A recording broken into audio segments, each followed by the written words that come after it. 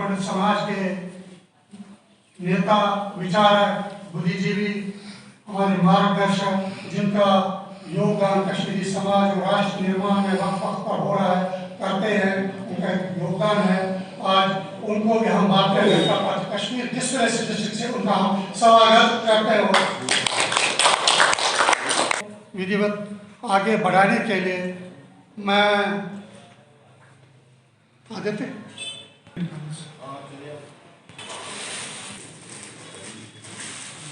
President श्रीमान पंडित खोसा साहब से, वो हमारे मुख्य अतिथि श्री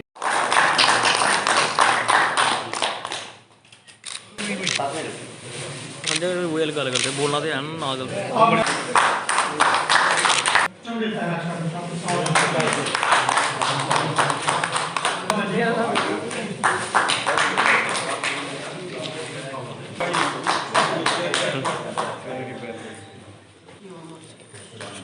वो सामने देखने सर सामने सामने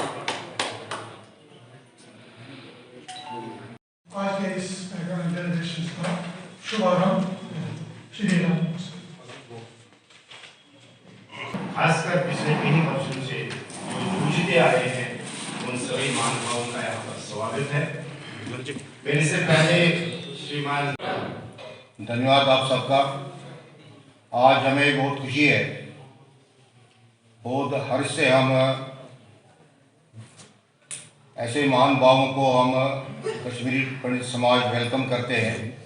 हमारी सेंट्रल टीम, हमारी स्टेट टीम ने जिनको लोगों को, जिन कार्यकर्ताओं को, जिन हमारे टॉप लेवल के जो भी सेंट्रल और स्टेट के कार्यकर्ता हैं वो हमारे पास भेजे हैं। मैं कश्मीरी पंडितों की तरफ से उनको धन्यवाद करता हूं कि वो हमारे सजेशन नोट करेंगे और आगे जो भारतीय जनता पार्टी का मैनिफेस्टो बनेगा उसमें वो इनकॉर्पोरेट करेंगे। हमारे बीच में माननीय श्री सतीश पूनिया जी है।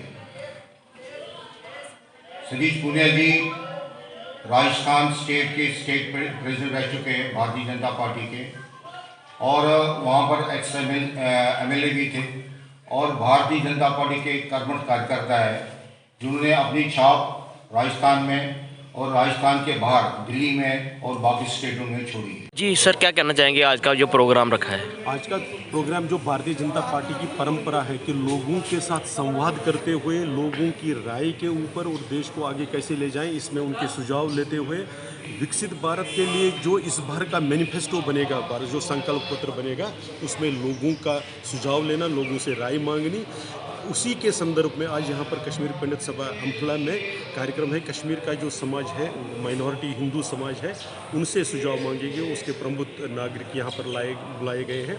उनसे हमारे सतीश पूनिया जी जो दिल्ली से आए हैं, पार्टी ने उनको वहाँ से डिप्यूट किया है, उनके साथ यहाँ पर संवाद होगा और वो लोगों से राय लेंगे और अपनी बात उनके सामने रखेंगे कि पार्टी आगे के लिए, जम्मू कश्मीर के लिए क्या सोचती है। सर क्या मैनिफेस्टो रहेगा आप जो आपका? वो लोग जिस प्रकार से सुझाव देंगे और जो आदरणीय मोदी जी का जो हमारे पंत प्रधान है, उनका जो विजन है, उनकी जो आगे की दृष्टि है, भारत को 2047 तक हमने विकसित राष्ट्र बनाना है, उसके संदर्भ में जो भी चीज़ें चाहिए होंगी और जम्मू कश्मीर को उस विकसित भारत में एक विकसित जम्मू कश्मीर कैसे बने, ये हमारा जो संकल्प है। इसी के अनुरूप जो भी सुझाव होंगे उनको पार्टी अपने संकल्प पत्र में शामिल करेगी। आज प्रोग्राम यहाँ पे भी है, जगती में भी 12 बजे प्रोग्राम है, उसके बारे में आप क्या कहना चाहेंगे? मैंने कहा यहाँ पर हमने जो प्रबुद्ध नागरिक है, जो जगती कैंप में न रहकर जो शहर के बाकी हिस्सों में रहते हैं, उनको यहाँ पर बुलाया गया है।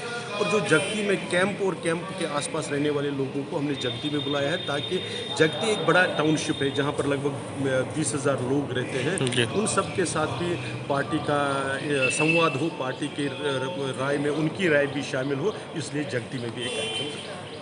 आज हमारे कश्मीरी पंडित समुदाय के पास भारतीय जनता पार्टी के कर्मठ कार्यकर्ता आए हैं। उसमें हमारे जो स्टेट के कार्यकर्ता है और जो सेंट्रल से कार्यकर्ता हमारे पास आए हैं, उनका एक ही काम है कि कश्मीरी पंडित समाज से वो सुझाव मांग रहे हैं जो भारतीय जनता पार्टी का मैनिफेस्टो आने वाले दिनों में बनेगा, क्योंकि पार्लियामेंट्री इलेक्शन 1-1.5 महीने में आ रहा है और भारतीय जनता पार्टी अपना मैनिफेस्टो की घोषणा करने जा रहे हैं। उस मैनिफेस्टो में कश्मीरी पंडित समुदाय का क्या होना चाहिए और 1947 के बाद जो 100 साल पूरे हो जाएंगे भारतीय इसके हमारी आज़ादी का, वो 2047 तक क्या विजन होना चाहिए कश्मीरी पंडितों को, स्पेशली कश्मीरी पंडितों को घाटी में वापस जाना, कश्मीरी पंडितों के जितने भी प्रॉब्लम हैं और जितने भी उनके सुझाव हैं आज वो हमसे मांगेंगे और आने वाले दिनों में जो घोषणा पत्र जो वहाँ पर मैनिफेस्टो रिलीज़ होगा उसमें कश्मीरी पंडितों की बात रहेगी।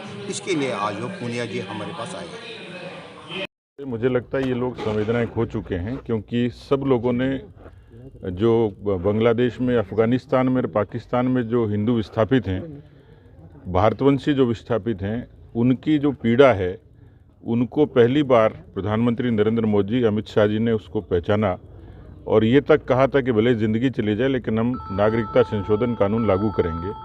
ऐसे में ममता बनर्जी हो चाहे केजरीवाल हो, उनके जो बयान हैं एक किस्म से देशद्रोह है कि जिस तरीके की भाषा का इस्तेमाल उन्होंने किया है।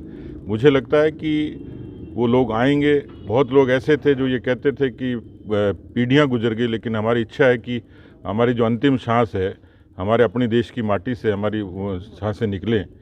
तो संवेदनशील फैसला था, व्यवहारिक फैसला था और करोड़ों लोगों के मन की बात थी जो मोदी जी ने, अमित शाह जी ने पूरी की है। एग्जिट पोल जो ओपिनियन पोल अभी आ रहे हैं उसमें हमारी चैनल ने भी किया, नेटवर्क 18 ने, उसमें भी आपका एज दिखा रही है। राजस्थान हो, मध्य प्रदेश हो या यूपी में, आपको लगता है कि जो ये ओपिनियन पोल ये एक्चुअल में ही इसी तरह के रिजल्ट आएंगे? देखिए, देश की जनता तो अपनी ओपिनियन दे चुकी, जनमत दे चुकी। प्रधानमंत्री के रूप में तीसरी बार मोदी जी को निश्चित रूप से भारत की जनता ने पसंद किया है और केवल सियासी तौर पर नहीं, उन्होंने पिछले 10 वर्षों में जो बुनियादी विकास देश में किया है, जनधन के जरिए, उज्ज्वला के जरिए, आवास के जरिए, आयुष्मान के जरिए बदलते हुए भारत को देखा है। घाटी को बदलते देखा, कश्मीर को बदलते देखा, पूर्वोत्तर को बदलते देखा, पूरे भारत को बदलते देखा और इसलिए देश अब स्वाभिमान के साथ खड़ा हुआ, दुनिया में साख बढ़ी है और कोई दो राय नहीं कि मोदी जी की जब तीसरी हैट्रिक होगी तो देश और ज़्यादा तरक्की के रास्ते पर चलेगा। अब देखिए, देश का प्रधानमंत्री सामान्य बातों पर भी संवेदना व्यक्त करता है। शौचालय कोई सामान्य बात नहीं थी, लेकिन आज हिंदुस्तान के 10 करोड़ लोगों को यदि ये सुविधा मिलती है,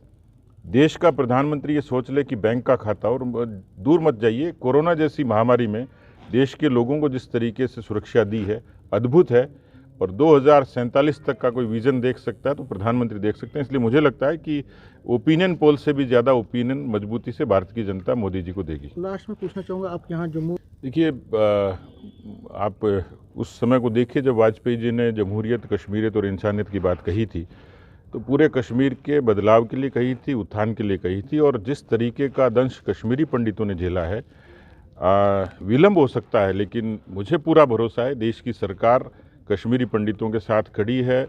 जो योग्य सेवा हो सकती थी, आवास से लेके उनके मुआवजे तक, लेकिन घाटी में कश्मीरी पंडितों का पुनर्वास होगा, दुनिया की कोई ताकत रोक नहीं सकती। एक प्रक्रिया है जिस तरीके से सरकार ने किया है, लेकिन सबका साथ, सबका विकास, सबका विश्वास और सबका प्रयास में सभी कौमें शामिल हैं।